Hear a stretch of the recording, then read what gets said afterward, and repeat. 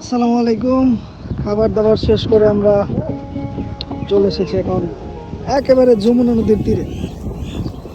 এখানে একটা পর্যটকদের জন্য কিন্তু একটা সুন্দর একটা ব্রিজ আছে। হ্যাঁ, আপনারা দেখবেন যে পানি খুব কম, এখানে একদম দিগন্ত জুড়ে পানি আর পানি। এখানে ছোট ছোট খাবারের ফল, বিভিন্ন ফ্রুটস, পানি, আচার, এগুলো বিক্রির জন্য ছোট ছোট দোকান বসেছে। তারপরে আমরা কিন্তু খাওয়া দাওয়া শেষ করে এখন ব্রিজের উপর চলে আসছি। পর্যটকদের জন্য ব্রিজ, নদীর উপর দেখেন সুন্দর করে নৌকা যাচ্ছে, কত মানুষ এই পাশ থেকে ও পাশে যাচ্ছে। ওই পাশের মানুষগুলা কিন্তু ওই যে গরু বাছুর, তারপরে ছাগল, এরা কিন্তু হাটে বাজারে এই পাশে আসে।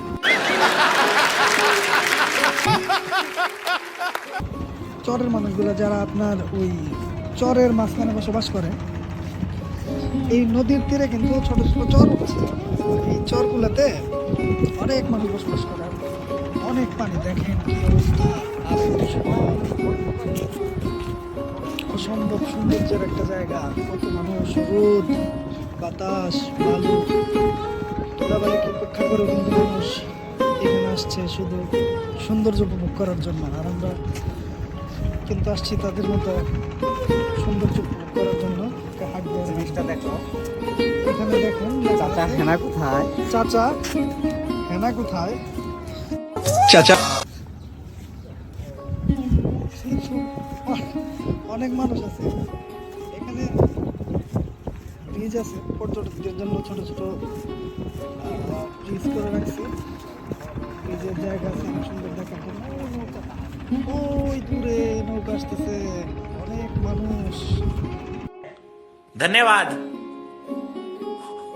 আর চারিদিকে শুধু পানি আর পানি। চিন্তা করে দেখেন, এখনই যদি এই অবস্থা হয় তাহলে বর্ষাকালে কেমন? বর্ষাকালে না আসলে আসলে এর সৌন্দর্য উপভোগ করা মনে হয় যে কম থেকে যায়। এখানে দেখুন আবার ব্রিজের মাছ পানি একেবারে নীল, কিছুটা ওই রকম নীল প্রকৃতির পানি। প্রাকৃতিক পরিবেশ, প্রাকৃতিক সৌন্দর্য অনেক সুন্দর, ভালো লাগছে, অনেক ভালো লাগছে। একেবারে পানির উপর দিয়ে নৌকা যাচ্ছে, নির্মম নির্মম। এখন নৌকার কথা বলবে, আমি একটু দেখি প্রাকৃতিক সৌন্দর্য দেখি। অনেক সুন্দর, অনেক সুন্দর, মানে ভালো লাগছে, অনেক সুন্দর, অনেক ভালো লাগছে।